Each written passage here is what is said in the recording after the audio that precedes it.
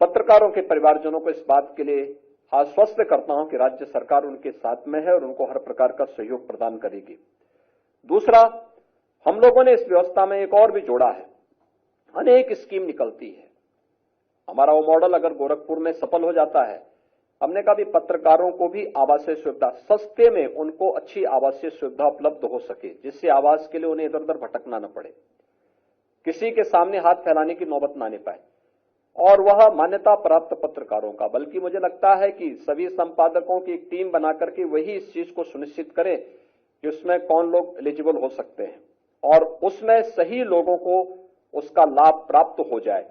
इस दृष्टि से और मॉडल सफल होता है तो हम हर महानगर के अंदर इस योजना को लागू करना चाहते हैं, जिससे हर वह पत्रकार जो वास्तव में लोकतांत्रिक मूल्यों की स्थापना के लिए पूरी प्रतिबद्धता के साथ कार्य कर रहा है, जूझता है, सर्दी, गर्मी, बरसात, बीमारी या कुछ भी होता है, दिन रात की परवाह के बगैर लगातार रिपोर्टिंग करता है, सही जानकारी देता है, वास्तविक तथ्यों से शासन प्रशासन को अवगत कराता है, उनको भी एक आश्रय की व्यवस्था की जा सके।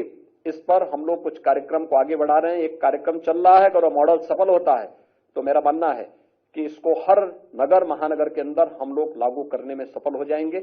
एक बार फिर से मैं सूचना विभाग को इस कार्यक्रम को श्रद्धेय अटल जी की स्मृति में यहां पर आयोजित करने के लिए हृदय से धन्यवाद देता हूं।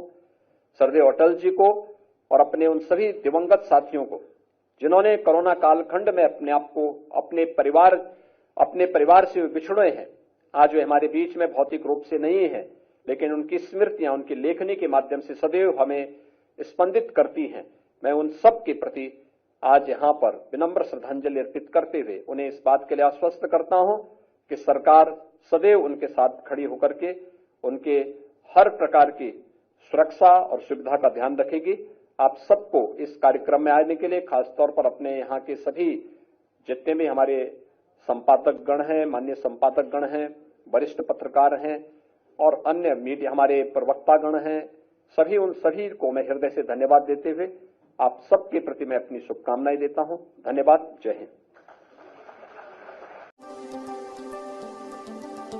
आग मऊ मतलब एतमाद आपका 100% हकीकत पर मबनी खबर। हर खबर जांच परख कर बेबाक और बेदाग, आज़ादाना और मुंसिफाना, तो देर किस बात की। अभी सब्सक्राइब करें आग मऊ और देखते रहें सच्ची खबर हमारे YouTube चैनल आग मऊ पर।